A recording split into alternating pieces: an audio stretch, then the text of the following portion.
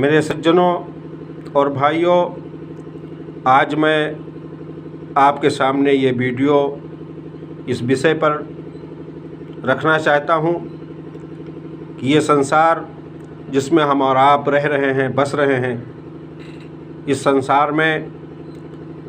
जितने भी मनुष्य हैं, जानदार हैं या बेजान चीज़ें हैं, पेड़ और वृक्ष हैं, ये जल है, ये पहाड़, या आकाश, ये सूरज, ये चाँद, खुद हमारे शरीर में जितनी भी विशेषताएं हैं, गर्जे की जितनी भी चीज़ें इस संसार में हैं, जिनको हम खाते पीते देखते हैं, ये सब मनुष्य के लिए हैं और मनुष्य को उस ईश्वर ने अपनी इबादत के लिए, अपनी बंदगी के लिए, अपनी पूजा के लिए पैदा किया है। इस मनुष्य को ये बात मुनासिब नहीं कि वो ईश्वर को छोड़कर अन्य की इबादत या पूजा करे या ईश्वर के साथ दूसरे को शरीक करे, ईश्वर के बराबर दूसरे को समझे या ईश्वर की गुणों को, उसकी शक्तियों को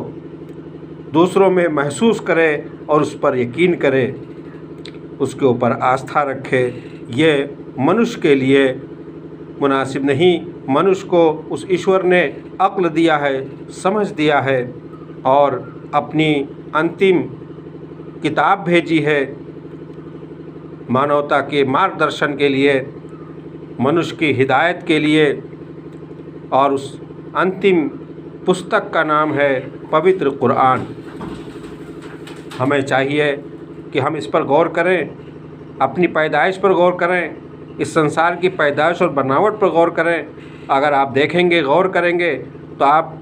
इस मंजिल तक पहुंच जाएंगे, इस यकीन तक पहुंच जाएंगे कि आपका, उस पूरे संसार का और विभिन्न प्रकार की वस्तुओं का ईश्वर तन्हा पैदा करने वाला है। सारा संसार उसका मोहताज है, चाहे वो कोई पीर वली हो, चाहे वो कोई भगवान हो, और वो ईश्वर किसी अन्य का, पीर वली का या भगवान का मोहताज नहीं है।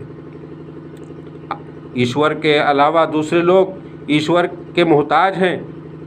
उसकी सहायता और मदद के बगैर वो कुछ नहीं कर सकते हैं, उसकी मर्ज़ी और चाहत के बगैर कुछ नहीं कर सकते हैं, और दूसरे अन्य लोग ईश्वर के मर्ज़ी के बगैर, उसकी चाहत के बगैर, उसके सहायता और मदद के बगैर कुछ भी नहीं कर सकते।